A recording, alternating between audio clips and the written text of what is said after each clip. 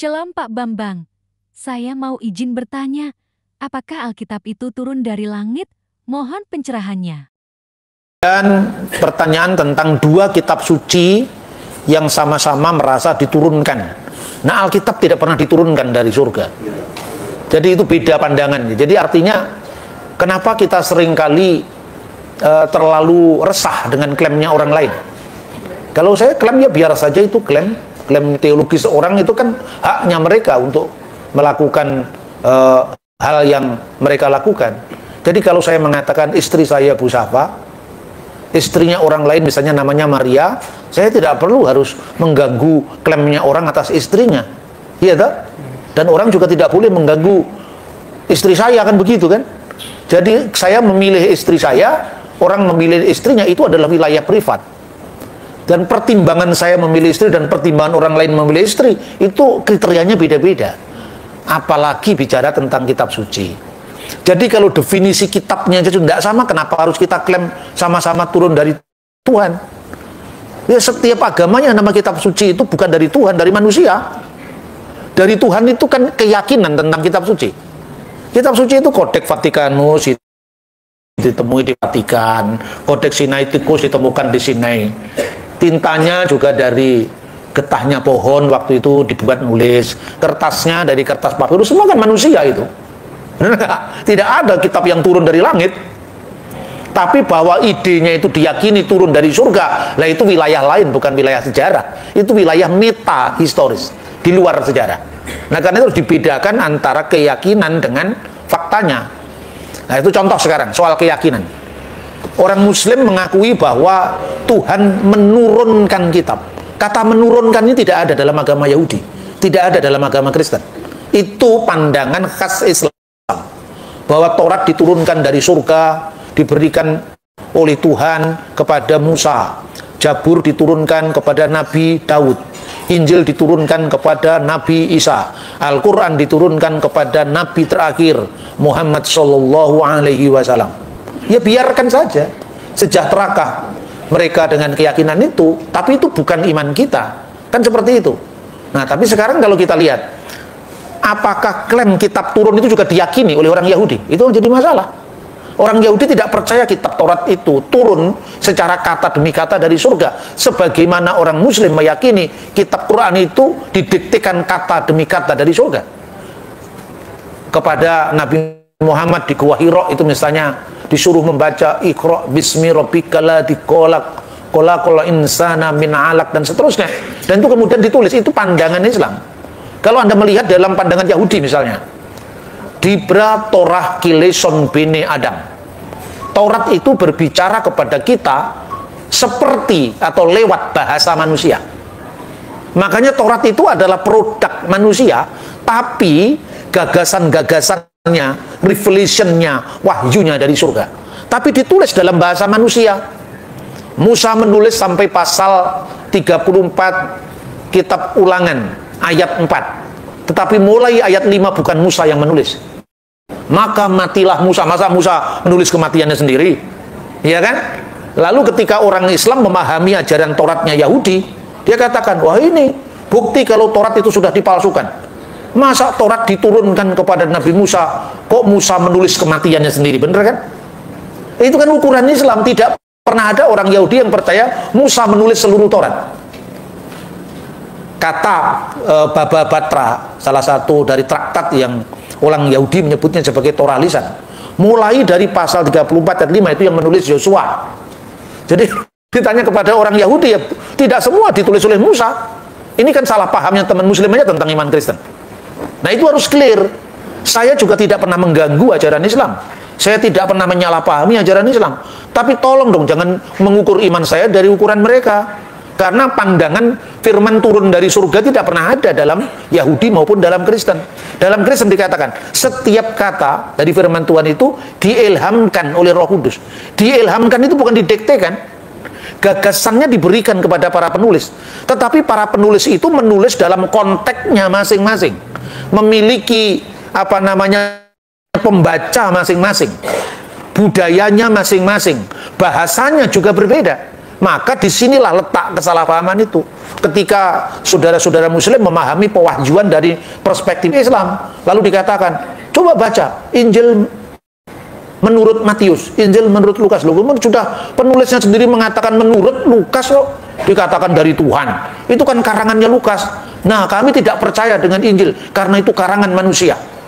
Kami percaya Injil yang diturunkan Allah kepada Nabi Isa. Nah, masalahnya mana Injil yang turun itu kan nggak pernah ada. Ayo sekarang, karena nggak ada, itu sudah hilang. Lalu sudah hilangnya nggak usah dibahas, sudah hilang kok. Nah, ini waktunya orang Kristen menyampaikan hak jawabnya. Ya, hanya itu yang kami lakukan. Saya tidak pernah mengintervensi tafsirnya orang lain. Misalnya, kalau kamu katakan Injil yang asli sudah hilang, asli apa yang kalian maksud? Sebab kami punya dokumen dari Injil yang tertua yang hanya berjarak 18 tahun dari penulisnya. 18 tahun itu bukan waktu yang panjang. Ya, misalnya sekarang P52 itu papirus 52 yang disimpan di John Ryland Library di Inggris. Itu isinya sebagian Injil Yohanes. Kemudian Yohanes sendiri wafat di Efesus tahun 96 Masehi. Dari hasil uji karbon P52 yang ditemukan di Alexandria itu dari tahun 115 dikurangi 96 itu hanya belasan tahun saja. Yang kedua, papirus 66 P66 itu disimpan di apa namanya Bibliotheca Bodmeriana Switzerland. Itu dari hasil uji karbon yang dilakukan oleh Profesor Kim, ahli papirus dari Korea itu. Itu kira-kira tahun 2010-2011 menunjukkan bahwa kalau selama ini Anda membaca misalnya Novum Testamentum Greek misalnya ya, itu kan abad lalu itu. Hanya perkiraan sampai kepada ini abad ketiga, ini abad keempat, Codex Vaticanus abad keempat, Alexandrius abad keempat, Papyrus 66 abad kedua akhir atau abad ketiga. Dulu perkiraan itu hanya abad, sekarang sudah tahun. Karena apa? Hasil apa namanya uji karbon itu sekarang lebih akurat. Dan ini hanya berjarak belasan tahun. Nah, seandainya ada Injil yang asli yang katanya turun dari surga, mana buktinya? Semua kan harus dengan by data. Nah, ini persoalannya. Ini kan hak jawab kita orang Kristen yang dituduh Alkitab sudah dipalsukan gara-gara tidak cocok dengan klaim pewahyuan mereka. Ya, itu yang pertama. Yang kedua, Quran itu adalah kitab suci yang muncul dari satu zaman, satu bahasa, satu budi sebagai nabi penerima wahyu, satu sistem kalender. Dibandingkan dengan Alkitab itu bukan perbandingan yang apple to apple. Alkitab itu ditulis sejak zaman sumber utamanya dari Musa ya, yang namanya kitab Torah itu, sekalipun mengalami proses peredaksian setelah zaman Musa, sampai dari kitab Wahyu itu ditulis sebelum kematian Rasul Yohanes di Efesus tahun 96 Masehi. Jaraknya 1500 tahun. Coba untuk memudahkan pemahaman. Membandingkan Quran dengan Alkitab itu sama dengan membandingkan, kan satu zaman nih. Bahasanya cuman kalau nggak Inggris, sedikit Jawa karena beliau ibunya bapaknya orang sah. Ya, cukup satu bahasa Indonesia atau bahasa Jawa atau sedikit Minahasa yang anak-anak atau orang-orang itu ya, plus bahasa Inggris cukup. Waktu Pak Prabowo mengungsi di Yordan pun dia tidak ngerti bahasa Arab juga. Kan lebih simpel.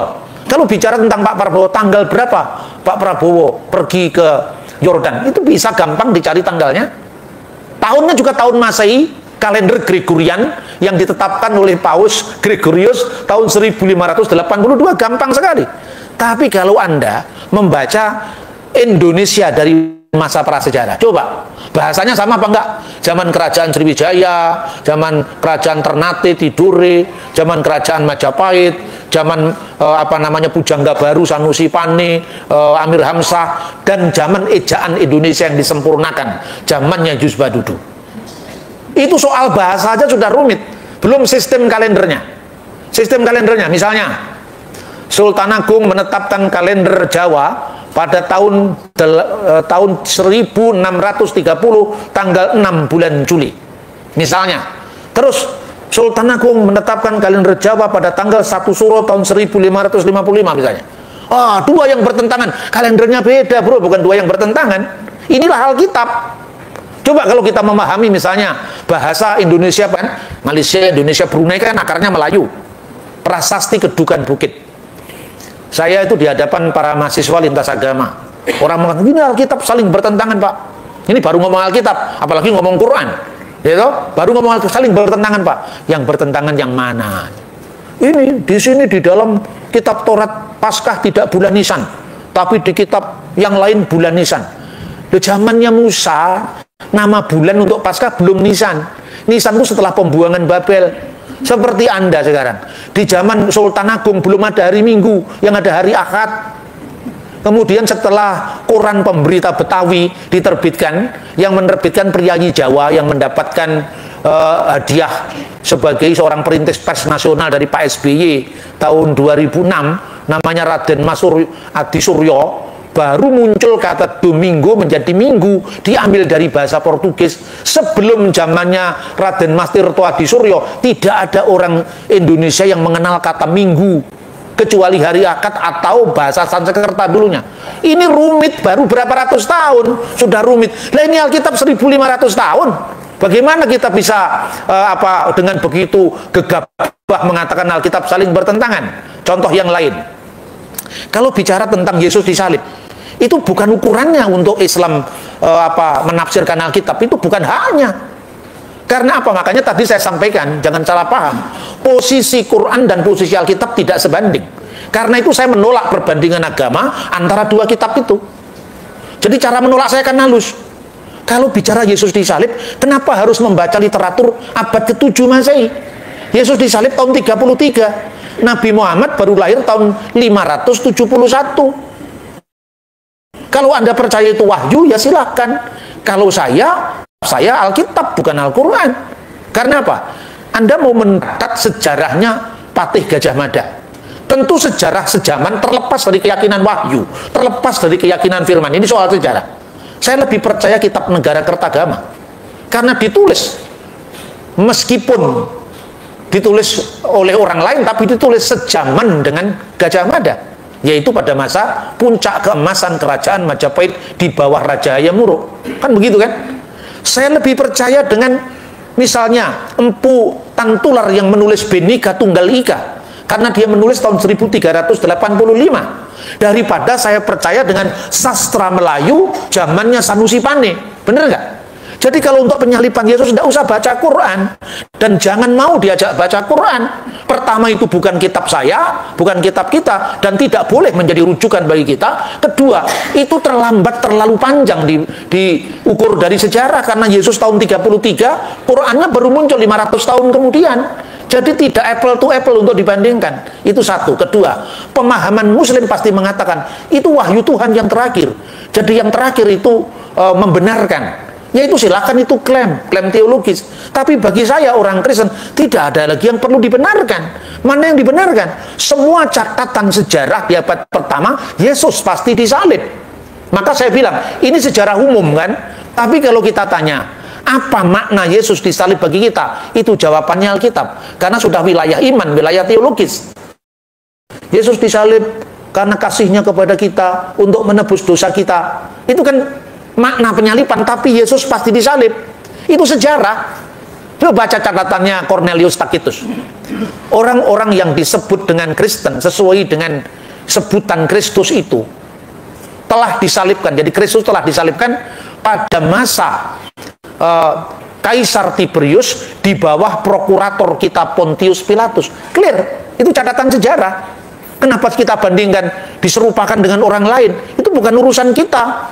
Makanya saya ceritakan, saya tidak mau nyinggung agama orang. Saya hanya menunjukkan yang pertama kali bikin teori Yesus diserupakan dengan yang lain itu Basilides di abad ketiga di Alexandria. Soal kemudian orang menyimpulkan, loh Pak, kok sama dengan tafsirannya Quran Pak? Loh itu bukan urusan saya hanya ngomong sejarah kok. Saya tidak pernah menafsirkan kitab sucimu.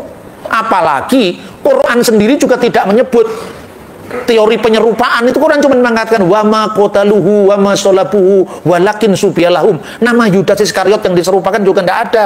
Yang lain menyebutnya nama Jirjis yang disalibkan. Tapi itu kan bukan wilayah iman saya. Saya tidak mau peduli dengan agama orang lain. Itu Bapak Ibu. Terus kemudian, kalau itu Tuhan cuma satu, kenapa ada kitab suci yang berbeda-beda? Itu kan soal klaimnya orang. Asalnya dari Tuhan. Itu contoh kemarin saya ditanya, agama samawi. Saya pun nggak setuju dengan istilah agama samawi. Agama samawi itu definisi Islam. Agama yang asalnya dari langit. Yang termasuk di agama samawi, secara umum ini ada yang memasukkan agama Majusi, tapi secara umum Yahudi, Kristen, dan Islam. Karena ketiga-tiganya mendapatkan kitab yang turun dari langit. Padahal ditanya kepada Yahudi, enggak, Taurat nggak pernah didiktekan turun dari surga.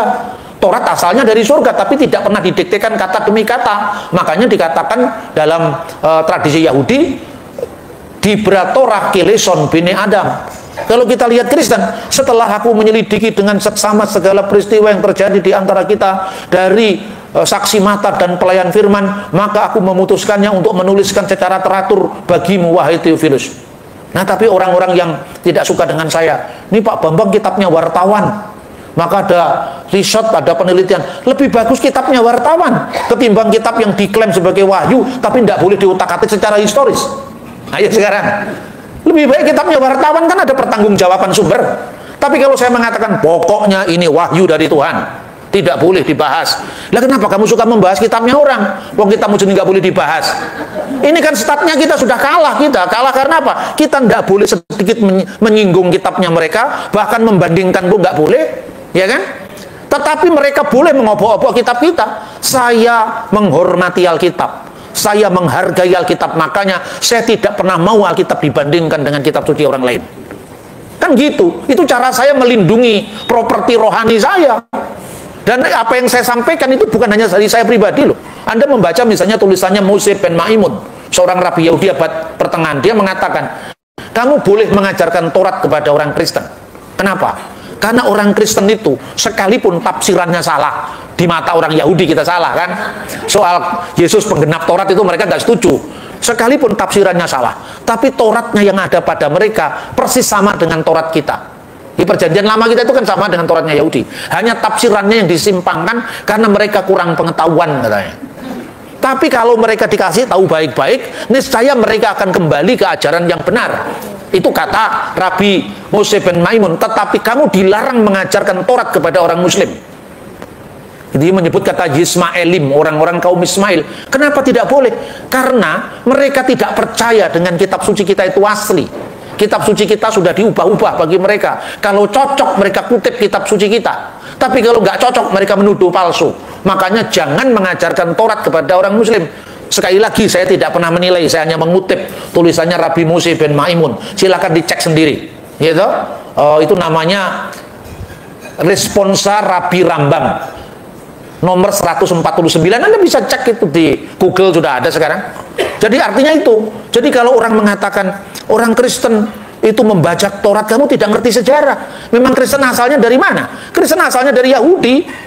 Dan orang Yahudi itu bukan hanya orang Yahudi Rabinik yang sekarang eksis, atau orang Yahudi Karaid yang sekarang juga eksis, tapi ada Yahudi Parisi yang sekarang bermetamorfosa jadi Yahudi Rabinik sejak runtuhnya Bait Allah di Yerusalem. Lalu ada Yahudi Eseni yang sekarang sudah punah, tapi meninggalkan bagi kita naskah-naskah Laut Mati, Dead Sea Scroll.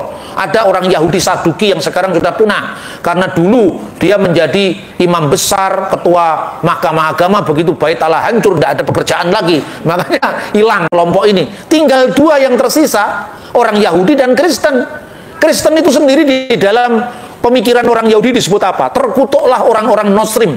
Apa artinya Nostrim? Nostrim itu pengikut Yesua orang Nazaret. Jadi diakui bahwa di kalangan Yahudi muncul sekte sesat yang namanya Kristen, yang namanya Nasrani. Di kalangan Yahudi di mata Parisi muncul sekte sesat yang namanya Eseni. Di mata orang Parisi muncul sekte sesat yang namanya Saduki yang tidak percaya dengan kebangkitan. Itu di mata Parisi. Nah, di mata orang Kristen, Parisi itu saudara kita dalam Taurat, tapi mereka belum sampai. Ibarat jalan baru di tengah jalan, kita sudah final gitu loh.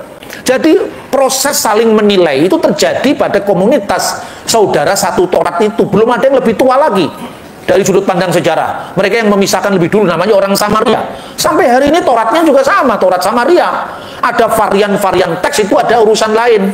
Makanya misalnya soal Iska atau Ismail ini juga gitu. Kita diajak berdebat soal Yesus disalib atau tidak. Saya nggak mau. Yesus pasti disalib, kenapa diperdebatkan? Loh kok pasti disalib? Baca sejarah. Nggak usah kita baca Alkitab Yesus pasti disalib. Ini sejarah sekuler, sejarah umum. Jadi kalau Alkitab kita batasin sebagai wahyu, kita kalah karena kedudukannya sama dengan kitab-kitab yang lain, tidak peduli asalnya dari 500 tahun setelah peristiwa atau 300 tahun setelah peristiwa, karena dua-duanya distempel wahyu, ya sudah, wahyu dari Tuhan. Pertanyaannya, masa Tuhannya satu wahyunya berbeda-beda? Gitu kan? Maka cross checknya apa? Kalau Kristen ngomong ini yang benar Alkitab, Islam ngomong ini yang benar adalah Al-Quran, Hindu ngomong ini yang benar, kita beda. Semua kan benernya masing-masing. Lah sekarang diuji satu-satu. Misalnya ya, Abraham, bapaknya Abraham namanya siapa? Dalam Alkitab misalnya namanya Terah. Apa kira-kira data sejarah sejaman Abraham tidak ditemukan? Apa kira-kira data sejarah sejaman dengan Musa tidak ditemukan? Di luar Alkitab loh. Ditemukan. Undang-undang Hammurabi itu 200 tahun sebelum Musa loh itu. Undang-undang Hammurabi. Undang-undang Lipit Estar itu sejaman dengan Abraham. Saya sampaikan di Fakultas Hukum. Kita ini belajar sejarah hukum. Tapi begitu Anda membaca Taurat, Anda pisahkan semua dari sejarah. Kerugian kita, karena apa? Begitu kitab suci kita stempel jadi wahyu, sudah tertutup dialog dengan sejarah. Tapi kalau kitab suci bagi orang Kristen, firman Allah itu menyejarah, bukan firman Allah itu out of history, tapi in history. Makanya contohnya, yang namanya Yohanes Pembaptis, itu tidak hanya dicatat dalam Alkitab, itu dicatat dalam karya sejarah abad yang sama, yaitu tulisannya Flavius Josephus. Tapi cara mencatatnya dari sudut pandang Alkitab dan sudut pandang Flavius Josephus berbeda. Flavius Josephus mencatat kenapa Yohanes Pembaptis itu muncul dan dibunuh karena dia berurusan dengan Antipas. Jadi ada situasi politik yang dia tulis di situ, karena peristiwa Yesus itu ditulis oleh Josephus karena punya implikasi politik. Kalau seandainya tidak punya implikasi politik, tidak perlu ditulis. Orang yang banyak disembuhkan Yesus di mana-mana nggak ditulis karena nggak punya implikasi politik. Tapi ada satu tabib di zaman Majapahit yang menyembuhkan, ditulis karena dia membunuh raja. Membunuh raja itu menjadi berita besar. Tapi berapa banyak orang yang disembuhkan sang tabib ini nggak pernah dicatat karena tidak punya implikasi politik. Nah ini contohnya. Jadi Alkitab bisa diuji ketika seorang arkeolog yang namanya Leonard Woolley melakukan penggalian di kota Abraham. Lalu ditemukan reruntuhan kota namanya Tel dalam bahasa Ibrani. Misalnya Tel Amarna, kalau di dalam konteks penggalian kota Abraham, Tel Seruk, Tel Nahor, Tel Turahi. Lah Turahi mirip dengan nama Terah. Jadi kalau misalnya Al-Quran mengatakan nama bapaknya Ibrahim itu Azar, silahkan dibuktikan apakah pada milenium. Kemarin Bapak Sekum tanya kepada saya, apakah kira-kira kurikulum STT itu perlu ditambahkan? Saya kira perlu, yaitu namanya arkeologi Alkitab. Diperlukan itu supaya orang Kristen tidak memandang Alkitab itu sekedar buku yang diyakini sebagai diilhamkan Roh Kudus. Keyakinan itu tidak bisa digugat, tapi bisa dibuktikan, bisa diverifikasi dari sejarah nyata. Itu ya.